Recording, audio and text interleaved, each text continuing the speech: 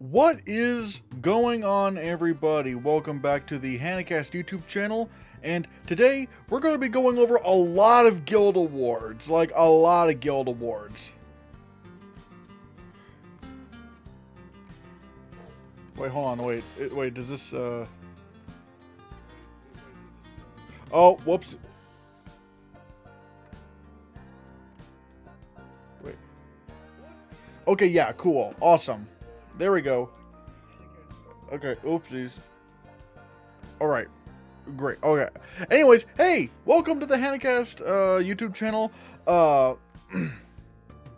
So glad you guys joined in. And today we're going to be, like I said, we're going to be talking about a lot of guild awards. The Producers Guild Awards, the Directors Guild Awards, the American Society of Cinematographers, and a bunch of others. And before I do that, make sure you hit that subscribe button, hit that like button. It really helps out the algorithm. And hit that bell button to be notified of future videos and live streams. And so, yeah. You know, I've been watching over a lot of award season. I've been covering a lot of award season stuff, like seeing because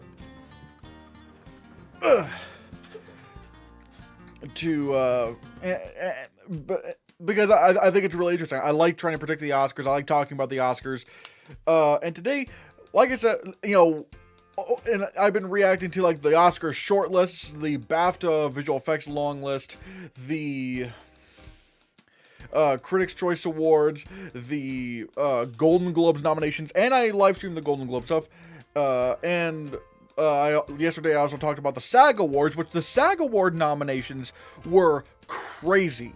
I mean, you know, obviously there were some expected picks, like Brendan Fraser in The Whale, for Best Actor, Austin Butler for Best Actor for Elvis.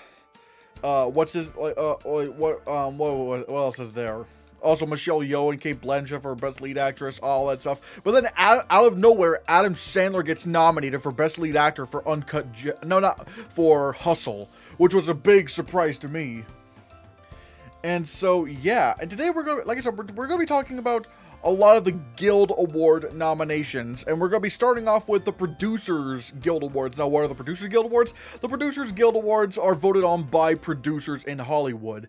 Producers are very crucial in making sure a film gets made, and so, and this is probably our closest to what we might get to our Best Picture Oscar nominees. It's never always the same. Like, for example, last year, Tick, Tick, Boom and Being the Ricardos got nominated for the Producers Guild Award for pretty much Best Picture. Yet in the Oscars, Tick, Tick, Boom and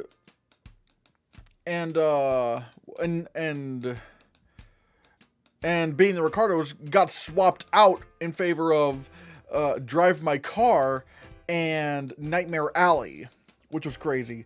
And today some of these might shift around. I have a few ideas on which movies are absolutely not getting in there.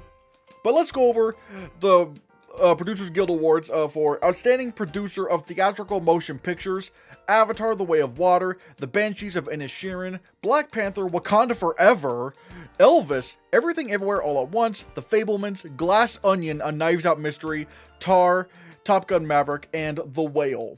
I will say, now Nicole One Review says, "Damn it, the Batman wasn't on the Producers Guild Award."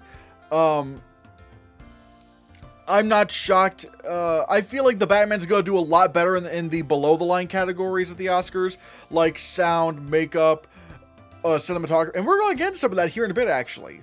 But you know, I wasn't surprised that it didn't make the Producers Guild Awards for Best Picture. What I was surprised over was Wakanda Forever.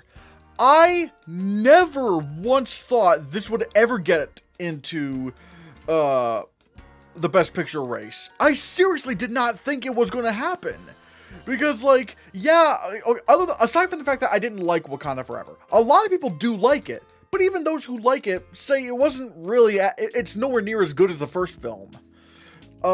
So seeing it in there for Best Picture at the Producers Guild Awards is surprising. And keep in mind, the Producers Guild Awards are half and half when it comes to, what was it? The Producers Guild Awards have nominated 4 comic book movies, have nominated 4 comic book movies for Best Picture before. There was The Dark Knight and Deadpool, which didn't get nominated for the Best Picture Oscar, and then there was the first Black Panther and Joker, which did get nominated for Best Picture at the Oscars. So we're already seeing that there's legitimately a 50-50 shot that Black Panther: Wakanda Forever could get nominated for Best Picture. I feel like there is a 50-50 shot of that happening. At least if we're looking at the odds. And one thing you could also point to that does help the odds is that the 2 comic book movies that did get nominated for Best Picture, the first Black Panther and Joker, they were the most recent ones. So there's that. I still don't think Black Panther: Wakanda Forever is getting nominated for the Best Picture Oscar, because I feel like it's too late in the game for it to get in there. Although Oscar voting has just started. I think as of today, the Oscar voting for nominations has officially started. So we'll have to see what happens, but that is pretty surprising that Wakanda Forever got in there. Then there's The Whale. I have not seen. Granted, I have not seen The Whale, but the fact that The Whale got in there was also a bit of a surprise, considering it's not been a bit like a lot of critics were saying that Brendan Fraser's performance was better than the movie itself. The movie's okay, but Brendan Fraser is amazing. But the fact that it's seriously contending for Best Picture now at the Oscars, that is something. What do I like? And another thing that I also noticed is that Women Talking once again did not show up. I think Women Talking is becoming an outlier in the. I don't know if outlier is the right word, but it's like. Its odds for Best Picture, I feel like, are decreasing further and further as we go on, because it's been underperforming a lot. It's been performing very well in critics circles, but not the industry, it seems. And also, what's another omission? Oh yeah, All Quiet on the Western Front. I still think All Quiet on the Western Front will get nominated for the Best Picture Oscar. I feel like it's going to get in there in the Oscars, but so far it's not in there for the Producers Guild. And another thing I noticed, and another thing we'll also see once we get into Best Director, it's time to say goodbye to RRR's Oscar chances. RRR has been a critic favorite, but however, it has been massively underperforming at the. It has been massively underperforming in the industry. I noticed this once we got into the Oscar shortlists, because the only shortlist that RRR got into was Best Original Song for Natu Natu, and that's it. No original score, no visual effects, no sound. Did I say original score? I don't know if I did already, but it's not on there. It's been severely underperforming. And so I think right now it's time to call it quits on RRR. It's not going to get a Best Picture nomination. It's a shame. It's currently my #1 movie of 2022. But I don't think, at least I think it is. But it just seems like it doesn't have that industry appeal. What are some other notable omissions? I need to go into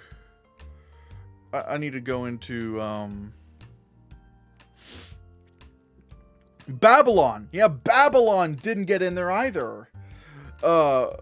Which again, I'm kind of not surprised, because Babylon had all this press going into it. It's like, all right, here we go. And then the critics didn't like it. It started bombing at the box office, and it's like, And I'm not surprised Babylon isn't on there. Although, who knows, maybe it might get in there. The Woman King is also not in there. Again, I feel like this is, once again, another critic favorite, but it's not getting in there for Best Picture. I don't think it's going to get into Best Picture at all. Triangle of Sadness isn't on there. And I think really that's it for the major players. But again, Wakanda Forever got in, got in there, which is surprising. Like, again, like, Wakanda Forever, like, have I been, you know, what's the word I'm looking for? Have I been underestimating Wakanda Forever's, Oscar chances? Maybe I have. I don't know. But this is something. And then we get to Outstanding Producer of Animated Theatrical Motion Pictures, in which we have Guillermo del Toro's Pinocchio, Marcel the Show with Shoes On, Minions The Rise of Gru, Puss in Boots The Last Wish, and Turning Red.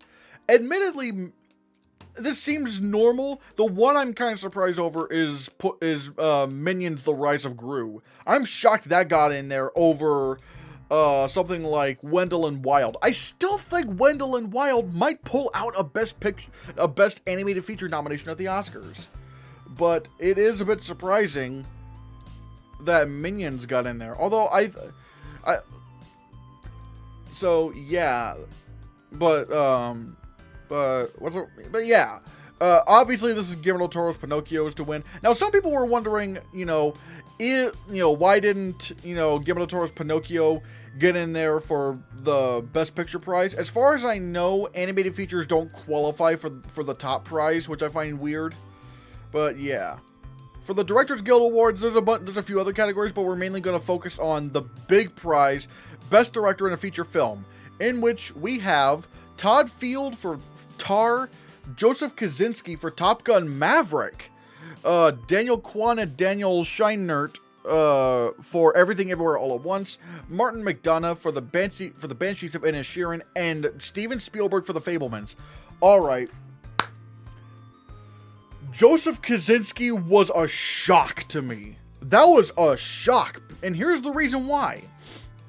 Tom Cruise movies generally, at least what we thought, were sort of like Marvel movies, and I'll explain why. Because in the Marvel movies, for the most part, yeah, you technically have director. Obviously, it's changed a little bit with Phase 4, but with Phases 1 through 3, the movies did have directors, sort of, but the directors were brought on to bring about Kevin Feige's vision. Like, Kevin Feige was the one really in charge of all those Marvel movies.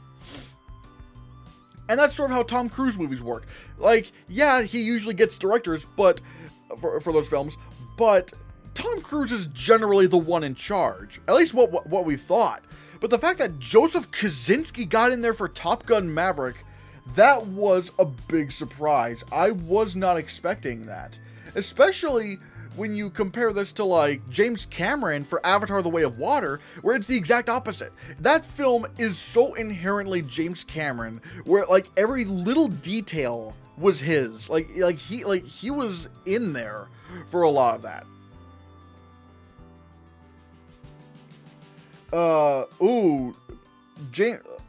Darius says, goodbye, James Cameron. Might get snubbed at the Oscars like Christopher Nolan for Inception and Denis Villeneuve for Dune. Well, that's the thing. As far as I know, I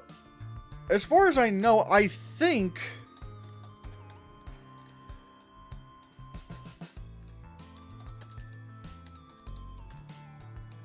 As far as I know, I think Christopher Nolan and... As far as I know, Christopher Nolan and, what's his name? Denis Villeneuve. Like, I know Denis Villeneuve, I think he did get nominated last year for Best Director. Yeah, Denis Villeneuve for Dune. He did get nominated.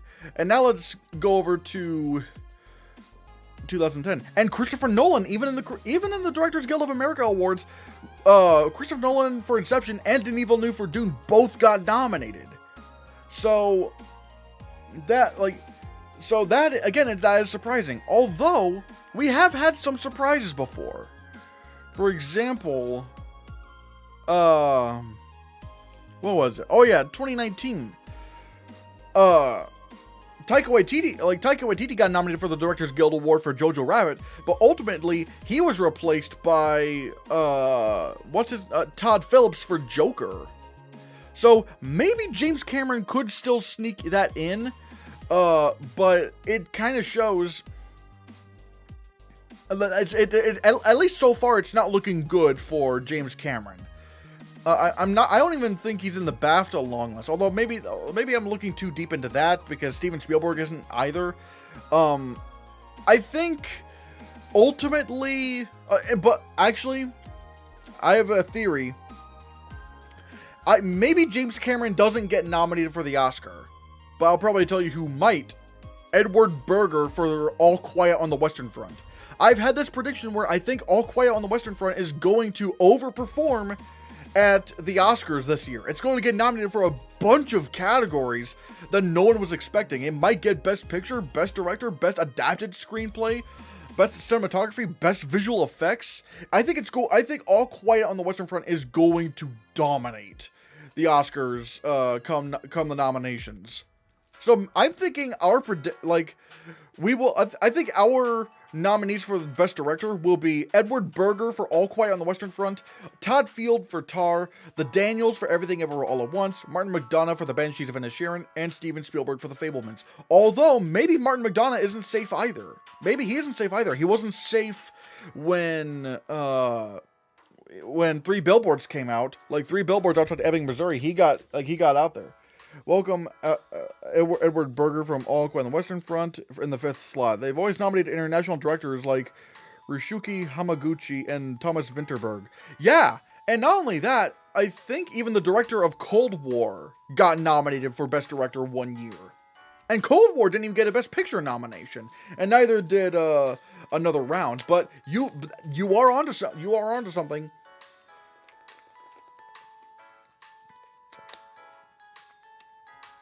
Like, over the past few recent years, we have had at least one international director get nominated. And I think if anyone's going to do it, it's not going to be S.S. Rajamouli for RRR, it's going to be Edward Berger for All Quiet on the Western Front. So I think you are onto something there.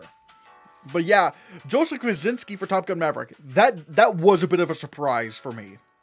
And now we're going to be talking about some of the other Guild categories, or the other Guild awards, and I feel like they are worth talking about. Like, these below-the-line categories I feel like are very important, and yeah, they're not as, as pretty as Best Director and Best Actor, but like, these are the important awards too.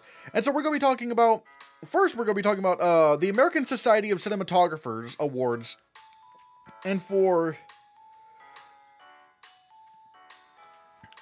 we have Outstanding Achievement in Cinematography and Theatrical Releases. Bardo, False Chronicle of a Handful of Truths, Darius Konji. I hope I pronounced that right. I'm so sorry. The Batman, Greg Fraser. Elvis, Mandy Walker. Empire of Light, Roger Deakins. And Top Gun Maverick, Claudio Miranda.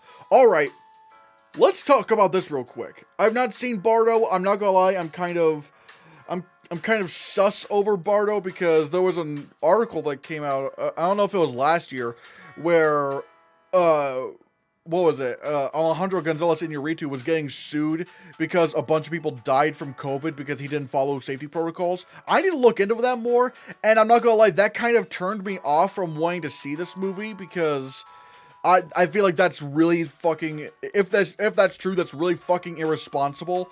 Like, especially when COVID was at its highest. I mean, even then, you should still be taking care of people. And I feel like that is the number one job of a director. As a director, you need to make sure your crew is safe. And I don't know, I don't like that kind of directing there. But Greg Fraser for the Batman, that is a good sign out of the nomination there, which I would love, because I think out of any Batman movie, the Batman was easily the best shot. Like, it had the best cinematography I've ever seen in a Batman film. It was so atmospheric and so good. One that I was telling everyone from the get-go that nobody believed me, that I was saying, this is going to get nominated for cinematography, and no one was predicting it, is Elvis. Elvis was such a beautiful looking film, and a lot of that had to do with the cinematography. It's so good, and no one, in fact, let me check Gold Derby, because granted, this is a few days after the cinematography nominations. But yeah, it's still only one person on Gold Derby is predicting it. I'm like, hello? Like, it's like, Elvis is obviously going to get a nomination. So again, no one was believing me. Let's see. Oh, and then we have Empire of Light, which I have not seen. I don't think it's released near me. But it's Roger Deakins. It's going to look amazing. And then we have what I feel like is easily going to be the winner, Claudio Miranda for Top Gun Maverick. Top Gun Maverick. Like, people were wondering, why is this going to get why do you think it's going to win Best Cinematography? You have to understand how they were able to shoot in the cockpits of those planes, and making sure that the makeup on the actors was right. They were filming in a way where the sun would hit them in just the right place. Like, so much thought and care had to be put into the cockpit shots of Top Gun Maverick, where, like, I feel like it has to win. Like, there's so much thought into it. And again, look at some of the movies, and here's the thing, let's look at some of the movies that didn't get in there. Avatar: The Way of Water didn't get nominated. The Fabelmans didn't get in there. I think All Quiet on the Western Front might get in there. A lot of people were predicting Everything Everywhere All at Once. I wasn't. I don't think the strength in that movie lies in the cinematography. But yeah, and Tar didn't get in there. I will say Banshees of Inisherin. I'm not surprised that. Ooh, I'm getting a little bit lightheaded. I'm not surprised the Banshees of Inisherin didn't get in there. It's not a very kind of cinematography-esque kind of film. I haven't seen Babylon, so I can't really comment on that, but I feel like now there's probably going to be one that gets swapped out, because I remember West Side Story didn't get nominated for the American Society of Cinematographers Awards, yet it did get nominated for the Oscar. And personally, it would be West Side Story was actually my pick to win the Oscar for Best Cinematography, but well, there you have it. But yeah, which do I think will get nominated? I think the nominees will end up being All Quiet on the Western Front, The Batman, Elvis, Empire of Light, and Top Gun Maverick. Or maybe Fabelmans gets in there over Empire of Light either. I don't know. But I really do believe All Quiet on the Western Front is going to get nominated for cinematography. Then we get into the Costume Designers Guild Awards. And here we have Excellent in Sci-Fi Fantasy Film, where the nominees are Avatar: The Way of Water, Black Panther: Wakanda Forever, Everything Everywhere All at Once, Hocus Pocus 2, and Thor: Love and Thunder. Thor: Love and Thunder is a bit of a surprise to me, although maybe I shouldn't be that surprised. Let me look at what this. But I should probably also read over some of the others here. Excellence in Contemporary Film: Glass Onion, A Knives Out Mystery, Nope, Tar, Top Gun Maverick, and Women Talking. And Excellence in Period Film. This is probably the ones that are most likely going to get nominated for the Oscar. Babylon, Don't Worry Darling, Elvis, Mrs. Harris Goes to Paris, and The Woman King. I'm not gonna lie.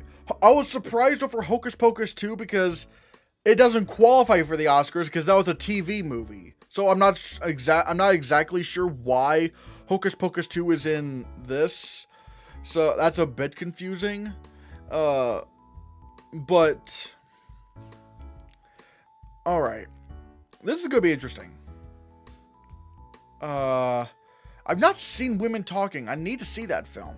Although it looks like it's a contemporary film. I thought from the previews it was a period piece. Although maybe it's Amish. I think maybe it might be about Amish people. But again, I feel like, I see a lot of people are thinking that wait, I just realized. Oh yeah, Babylon did get nominated for an award. Ooh, I need to see Mrs. I might actually see Mrs. Harris Goes to Paris tonight. Darius says, my top 5 for costumes are Babylon, Black Panther, Wakanda Forever, Elvis, Everything Everywhere All at Once, and The Woman King. I'm not gonna, I don't think Everything Everywhere All at, I will say this about Everything Everywhere All at Once. Remember how I was saying that I really feel like, All Quiet on the Western Front is going to overperform at the Oscars?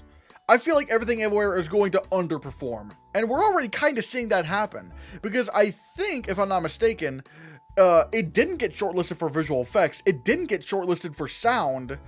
And I feel like, and it's not looking like it's going to get a cinematography nomination for, or whatever. I think I think it's more of a movie that will appeal to the above the line categories like Best Picture, Best Director, Best Original Screenplay, Best Actress, Best Supporting Actor, Best Supporting Actress, Best Supporting Actress again. I mean, we might see Stephanie Hsu and Jamie Lee Curtis nominated for Best Supporting Actress for Everything Everywhere, but we'll have to see. Man, this is tough. Again, I need to a lot of the with excellence in let me just talk about excellence in sci-fi fantasy film. I don't think I really need to go into Hocus Pocus 2 because it's not eligible for the Oscars anyway, so I think there's no point in that.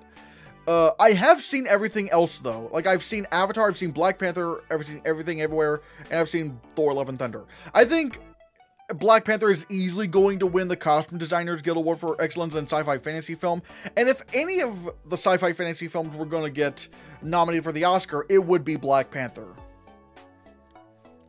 Although at the same time, Ruth E. Carter has not had good success after that first Black Panther movie. Like, you know, even though she was she was nominated for she didn't get nominated for what was that movie called? Dolomite Is My Name, and she didn't get nominated for what was that film called?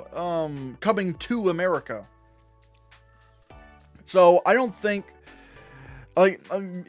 maybe she'll get nominated for Black Panther Wakanda Forever, but I'm not exactly sure. But she'll easily win this category.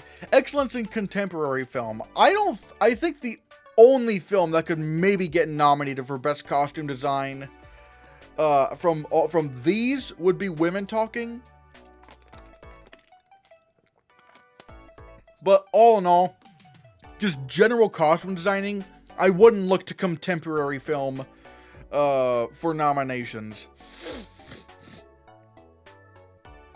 And then excellence in period film. Man, Elvis might take it, but again, I have not seen Babylon. I need to see Mrs. Harris Goes to Paris. The Woman King, it's possible, but I think maybe out of all of these, either Babylon or Elvis will win this. And for costume design at the Oscars, again, it's tough. They're saying Black Panther Wakanda Forever could pull it off, but I need to know if it will, though. I need to know if it will do that. Admittedly, I really did not like that Ironheart suit. Like the final version of the Ironheart suit that we saw in that movie. I thought it looked absolutely ridiculous. But again, I don't know if that falls under costume design or production design. Because I know vehicles count as production designing, I think. So I'm not sure I'm not exactly sure how Ironheart's suit would fit in. But yeah, I am going to try to see Mrs. Harris Goes to Paris because the costumes in that look really good. So there's that. The Makeup Artists and Hairstylists Guild Awards. There's a lot of categories here. So we'll have Best Contemporary Makeup. We have The Batman, Everything Everywhere All at Once, The Menu, Nope, and Spirited. As far as I know, contemporary, it's just, I guess, normal people makeup. Like I guess it's just normal. I don't have a lot of thoughts on that because I more notice the the really out there stuff. Best Contemporary Hairstyling, we have The Batman, Black Panther Wakanda Forever, Everything Everywhere All at Once, Glass Onion, A Knives Out Mystery, and The Menu once again. This is where I get a little bit more into it. Best period and or character makeup. Amsterdam, Babylon, Blonde, Elvis, and Till. And then best period and or character hairstyling, we have Amsterdam, the Babylon, Blonde, Elvis, and the Woman King. And this is the one where I really get into the Batman, Black Panther, Wakanda Forever, Elvis, Roald Dahl's Matilda the Musical, and the Whale.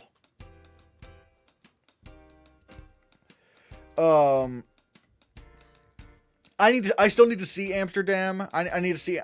Maybe I might watch it tonight if I have the time. But yeah, I will say I am a little bit surprised that I did see what's it called? I did see Matilda the Musical last night. I didn't think the movie was very good, but I did love what they did with Miss Trunchbull, played by Emma Thompson. She looked unbelievable. Like, she looked incredible. Emma Thompson, Matilda. Let me just show you what she looked like in that film, because she is scary.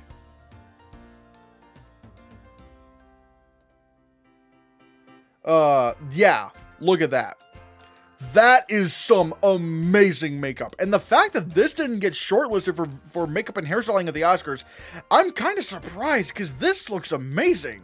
Like, I wasn't even able to recognize her under all of that. Like, it looks amazing. It absolutely looks incredible. But it's not on the shortlist, because on the shortlist we have All Quiet on the Western Front, Amsterdam, Babylon, The Batman, Black Panther, Wakanda Forever, Blonde, Crimes of the Future, Elvis, Emancipation, and The Whale. Okay, let me just go. Again, I don't have a lot of thoughts on the contemporary makeup stuff. Best period and or character makeup. I would probably maybe go with Elvis. Probably Elvis. And hairstyling, maybe also Elvis. But again, I have not seen Babylon or Amsterdam. I haven't seen that. Special makeup effects, I have seen all of these. I'm a little bit surprised Black Panther Wakanda Forever got in there. I'm a little bit surprised Black Panther Wakanda Forever got in there. But I think maybe The Whale takes it. The Whale might take it. Although, this is also a phenomenal year for makeup. Like, look, like, what was it? The Batman Oz. Like, look at that. Like, this is amazing. Like, I still cannot believe. that is Colin Farrell. I was not able to recognize him under that makeup. It is just unbelievable. Like, it is so good. And with Elvis, I mean, like Elvis, again, the movie had such great makeup. I mean, not even just for like the character of Elvis himself, but also, you know, say what you will about Tom Hanks in the movie. I mean, I thought he was actually really good, but the makeup is really, really good. Like, that is some really, really fantastic makeup. And again, performance aside, like, you know, this is amazing. This is amazing work right here. But obviously, I think The Whale, like, The Whale is gonna take this. Oh, like, this is just absolutely flawless. Like, people actually thought that Brendan Fraser gained all this weight for The Whale, which he didn't. This is makeup. But, like, I think he said that this was, like, all, like a big, like, suit he had to wear. Like, this, like, it's amazing. The makeup of Christian Bale from Amsterdam. I've not seen Amsterdam.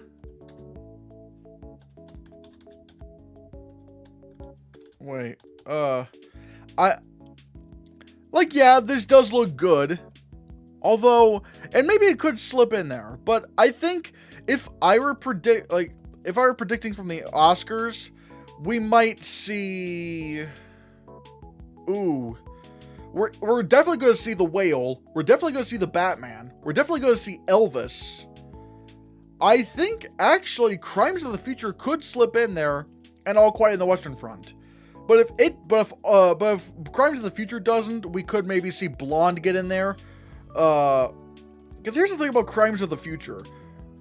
Which I will say, was not nominated for a single Makeup and Hairstylists Guild Award, so maybe I'm foolish in thinking so.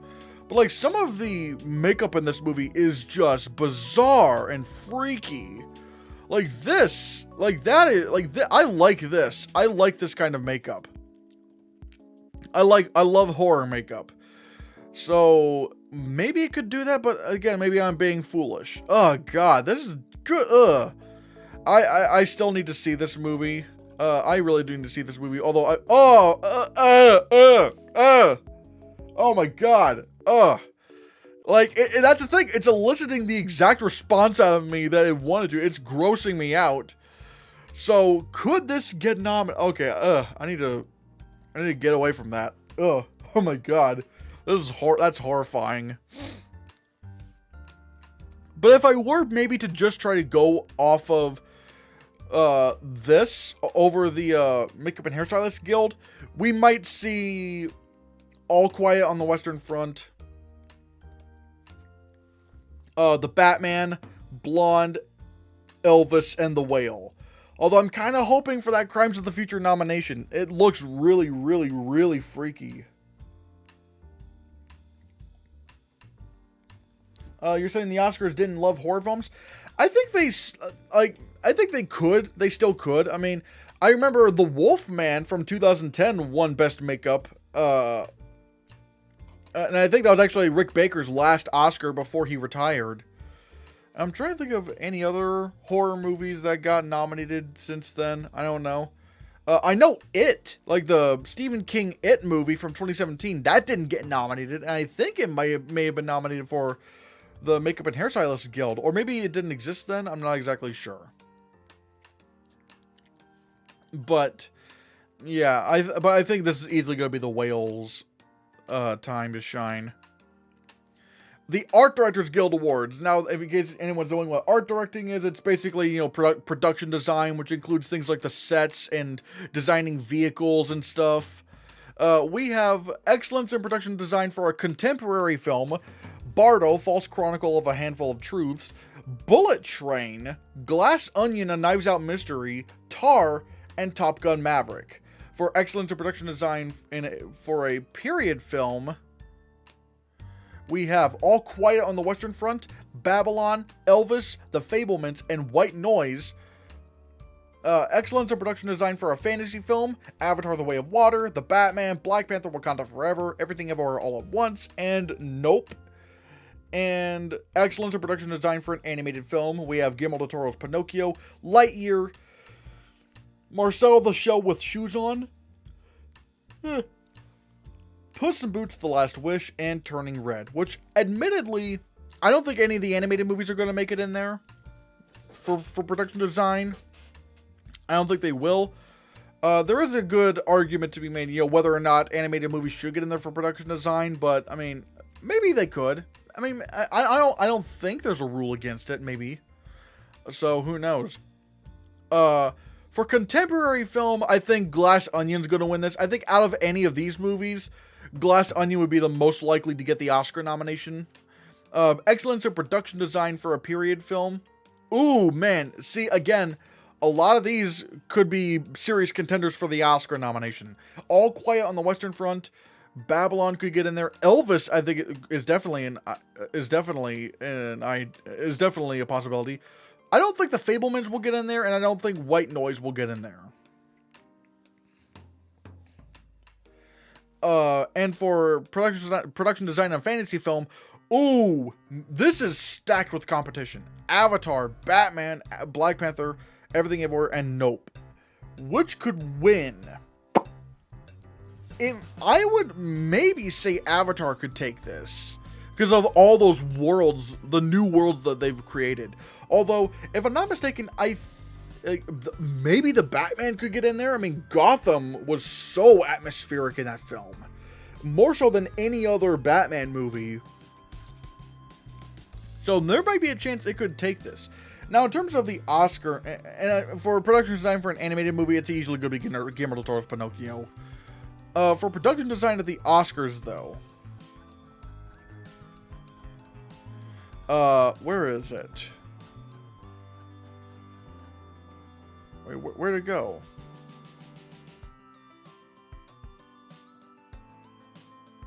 There we go. Okay, currently the most predicted ones in the Oscars are Black Panther: Wakanda Forever, Avatar: The Way of Water, Elvis, Babylon, and The Fabelmans. I will say, does Black Panther get in? Does Black Panther really get in? Because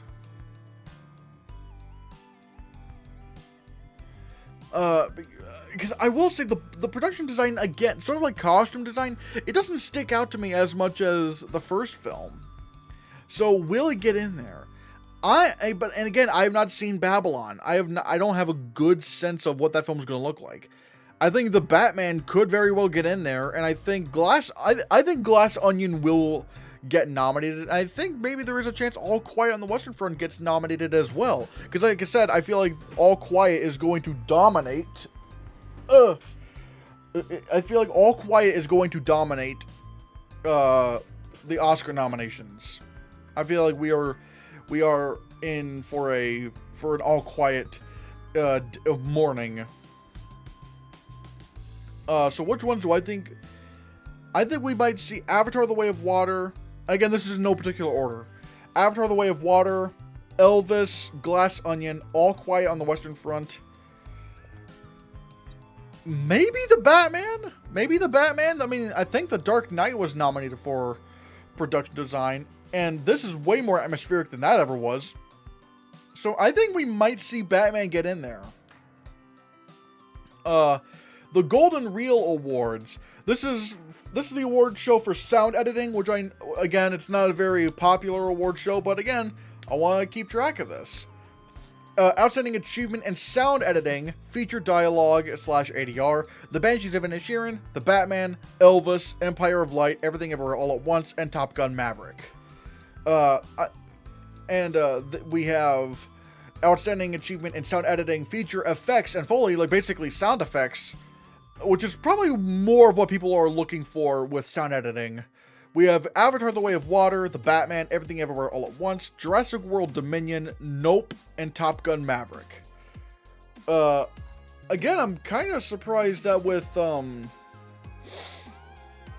kind of surprised that with sound editing for the feature effects, Nope didn't, because if we look at the shortlist for sound, when we look at the sound shortlist, we have All Quiet on the Western Front, Avatar: The Way of Water, The Batman, Babylon, The Batman, Black Panther: Wakanda Forever, Elvis, Everything Everywhere All at Once, Guillermo del Toro's Pinocchio, Moonage Daydream, and Top Gun Maverick. And also, and plus there is also the sound mixing categories, but we'll get to that here in a bit. Outstanding Achievement in Sound Editing, Feature Motion Picture, Elvis, Everything Everywhere All at Once, Guillermo del Toro's Pinocchio, Tar, Whitney Houston, I Want to Dance with Somebody.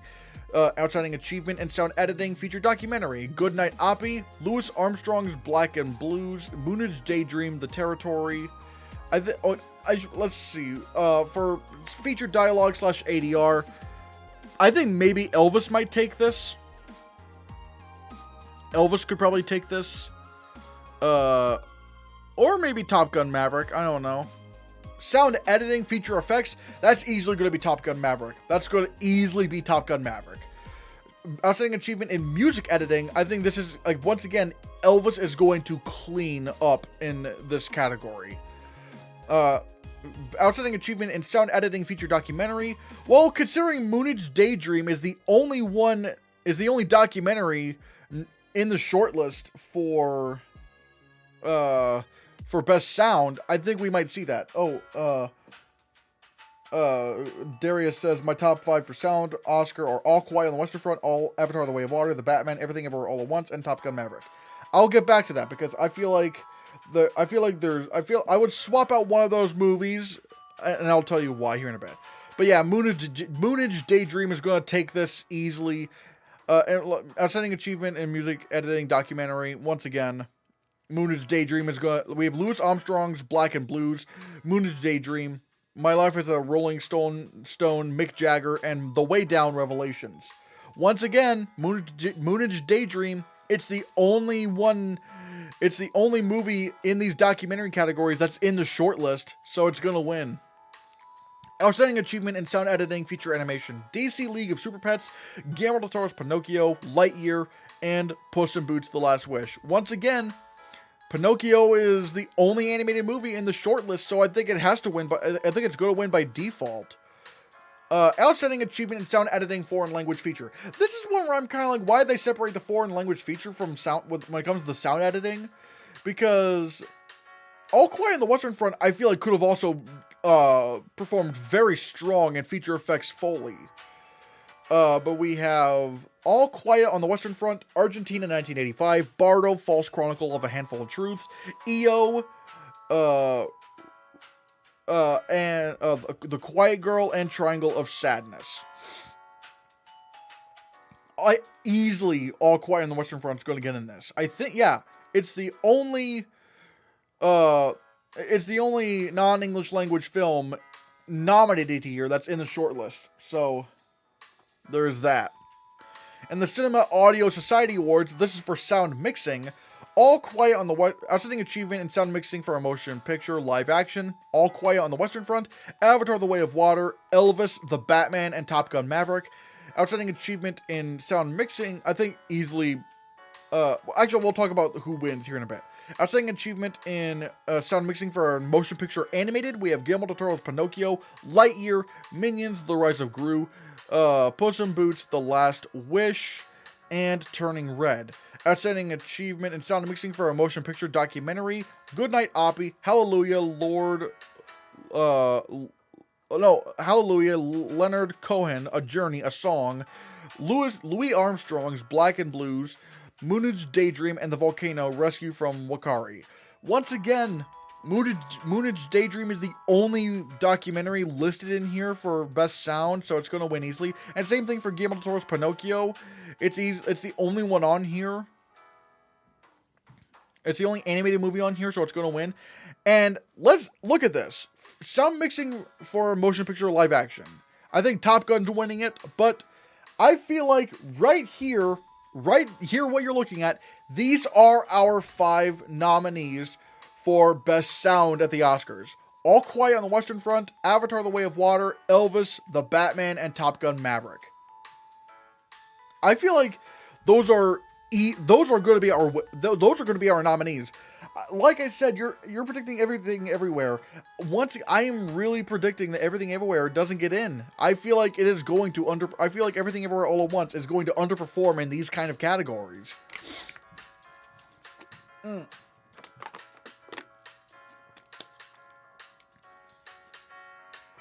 And so, I feel like these are easily going to be our nominees for Best Sound.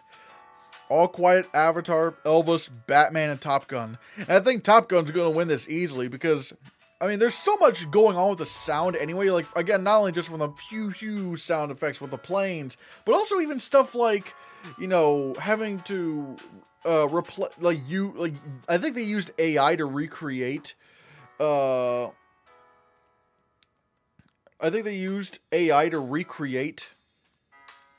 Kilmer's voice.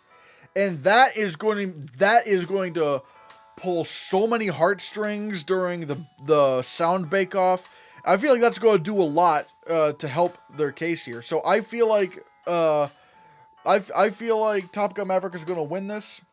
And yeah, I think that's about it for the shortlists. Not the shortlist, for like all these Guild awards.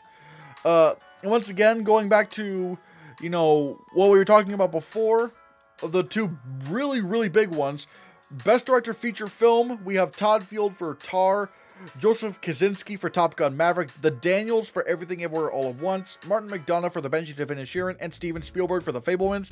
I have a feeling that Joseph Kaczynski will get replaced by Edward Berger for All Quiet on the Western Front.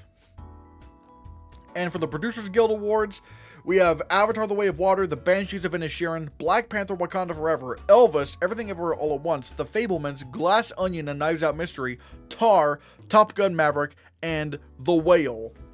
I was surprised over The Whale. I was very surprised over Black Panther: Wakanda Forever. I'm still not anticipating Black Panther to get nominated for Best Picture. To get nominated for Best Picture this year. I feel like our nominees for Best Picture are looking more and more likely that they will go down like this. They will go down as All Quiet on the Western Front, Avatar: The Way of Water, actually, wait, but there's also a chance that maybe Glass Onion doesn't get nominated either.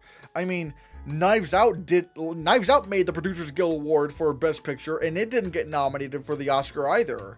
But at the same time, that was before they could go straight up to 10, and for the most part, and really every movie that was because during 2019, that was still a year where the Best Picture race could fluctuate between, it could go technically anywhere between 5 to 10 nominees, but it would mostly range around 7, 8, or 9.